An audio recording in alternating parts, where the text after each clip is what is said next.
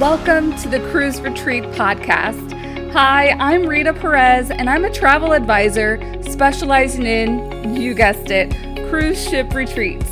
This podcast is for service-based entrepreneurs and corporate decision makers to learn more about staying everyone's favorite company with a cruise ship retreat. Ready to increase your client or employee retention? Listen in on this week's show. Hello everyone, welcome back to the podcast. I hope you had an amazing Thanksgiving holiday with the family, and those you hold closest to you, I hope that you ate so much wonderful food, delicious food, and you had leftovers for days. Unrelated to Thanksgiving and the holiday, man, I cannot believe that we are quickly approaching December and the new year. And of course, thinking about this time kind of makes me think about the year forward and makes me think about the third C in cruise retreat planning, which is calendar. And calendar really relates back to time. And I know for many of you who might be used to planning retreats out just a couple months in advance because you're accustomed to renting out a retreat center, you're renting out hotel space or whatnot, where it is a little bit easier to go ahead and grab space and therefore be done with it. But really, when we're thinking about retreats on cruise ships, you need more time, especially with a larger group, and depending on where you're going to be sailing, there are just so many logistics that are involved. Me, as your travel advisor coordinating all the logistics, the two main areas are that I need to make sure that your meeting space is available, and I need to make sure that your cabins are available. Now, typically there's going to be cabins available. Where we run into the hiccup is the meeting space, and that's because you're probably not going to be the only group on board.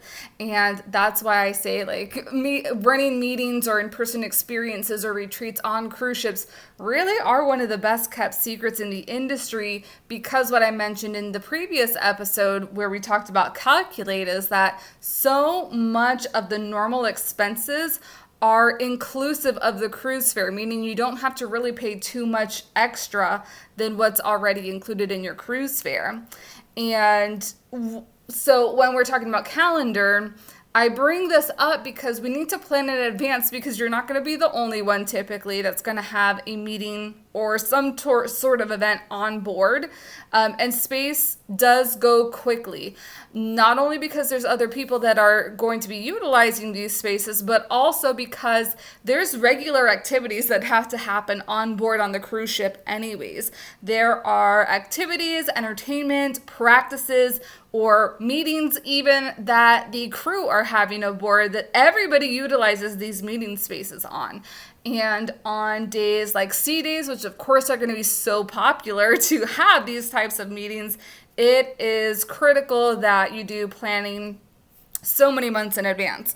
Now, we are still in this pandemia, and things are slightly just a little bit easier. So normally I like to say at least a year. I would not plan a retreat sooner than a year, which you guys are all probably thinking crap, does that mean that I can't have an event at all in 2022 on a cruise ship?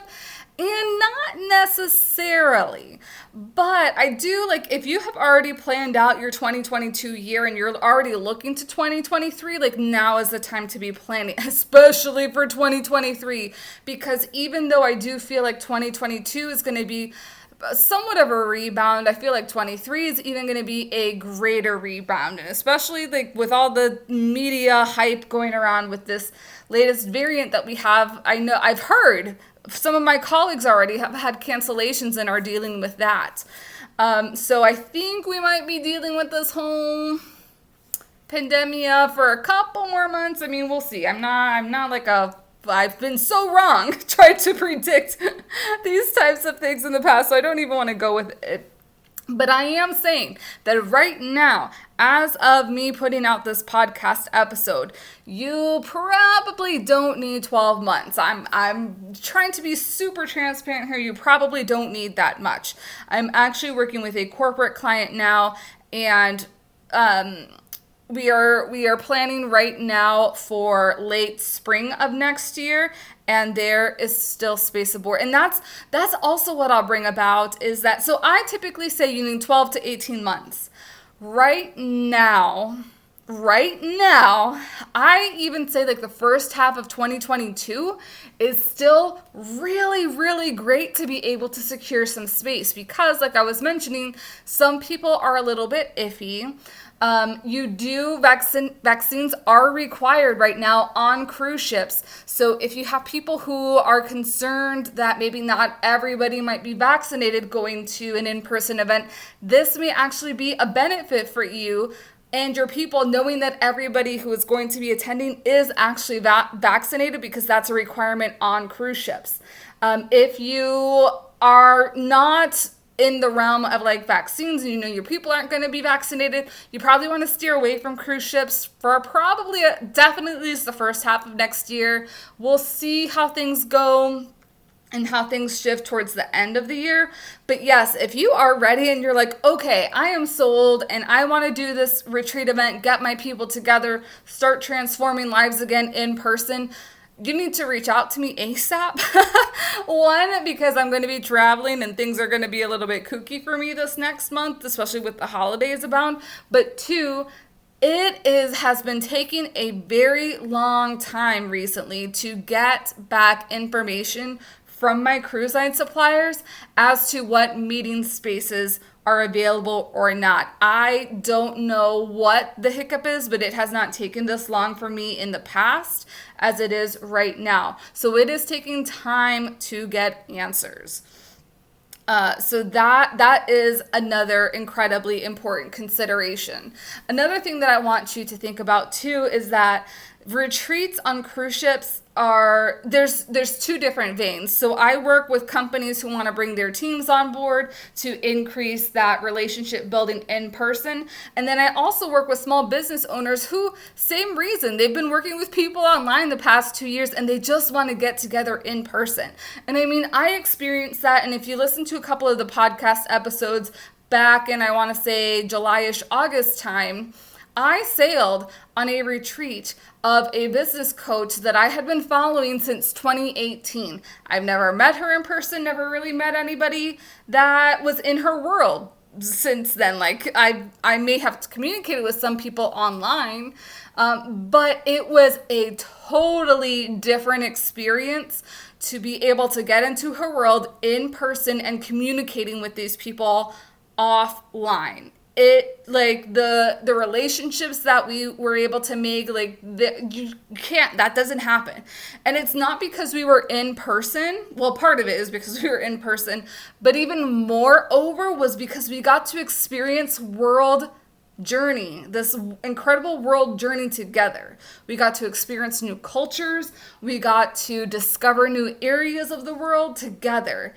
And I think that, coupled with that business acumen, it's just mind-blowing. And I just remember being on board, being like, oh my gosh, every business owner has to know about it. Because that business coach, I am stuck to her, what's the word? White on rice.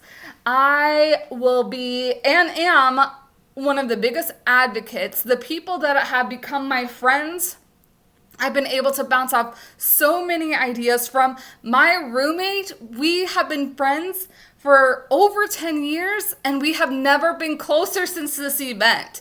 I just cannot tell you or enumerate in words how valuable this retreat was for me. And I know that the returns that so many other people got, it wasn't just me as an attendee, it was also the business coach.